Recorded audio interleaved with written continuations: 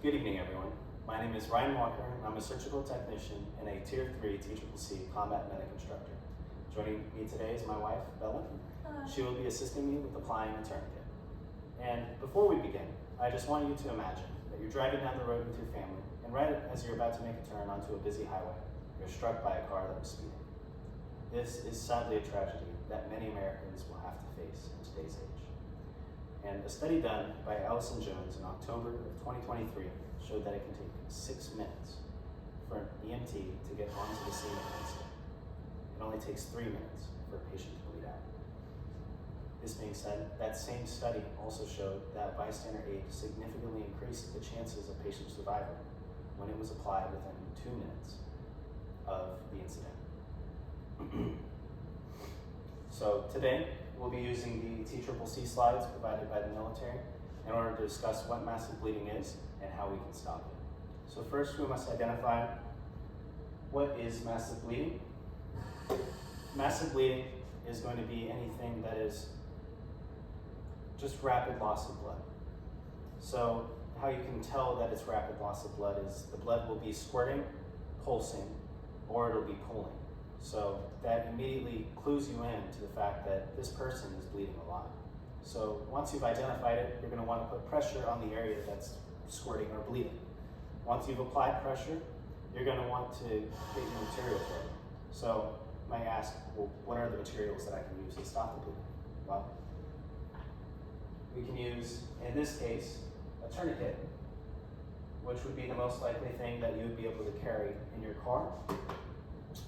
If you didn't have a tourniquet, you just apply pressure, or you can make an improvised tourniquet, which we will cover later. So now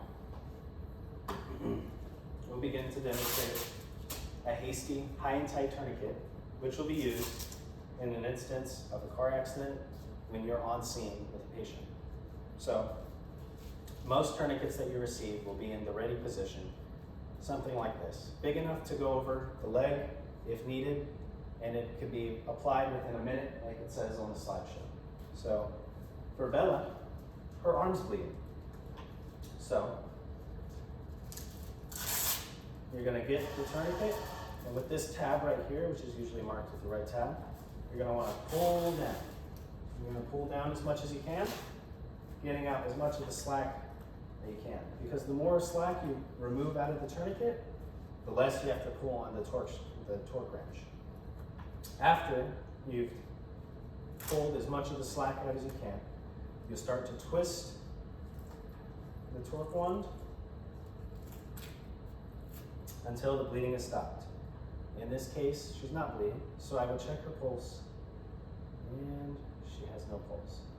So that would tell me that she isn't, or if she was bleeding, she wouldn't be bleeding anymore. Once you've identified that the bleeding has stopped, you would write the time that you applied the tourniquet, and if you don't have a CAT tourniquet, you can use an improvised tourniquet, and you would write that time on their forehead or on their chest, somewhere that's not going to get lost, and most likely they're going to keep their head or their chest.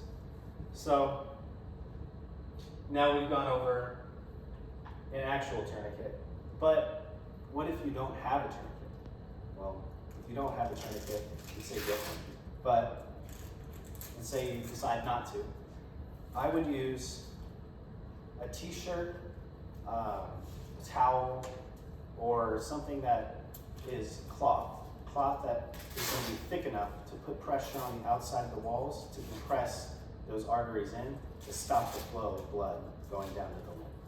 Now, what I have is a blue towel and a key ring. It's just big enough to fit in this convenient, thick metal pin that I have. So you're going to want to find something that's thick and sturdy that won't break when you're putting a lot of pressure on it. So what you do is you'll slide this ring into position. You'll do like a shoelace knot. So once you've done that shoelace knot, like so, you're going to want to put whatever object is in and shoelace knot one more time. After this, You're going to want to torque down, and this is not going to be comfortable for the patient. But you're going to want to torque down as much as you can until you visually see that that bleeding is stopped. In this case, she has no pulse. Bleeding stopped.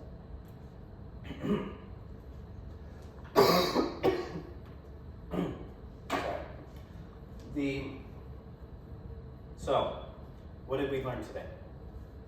We learned how to identify a massive bleed, which is if you're pulsing, spraying blood that's pooling or soaking into the clothes. We identified how to stop a massive bleed using a tourniquet or an improvised tourniquet. And we identified what to do after. So after, you just reassess the patient, make sure that there's no other massive bleeds, and wait for the EMS to arrive on site. All that being said, thank you for your time. I hope you have a good day.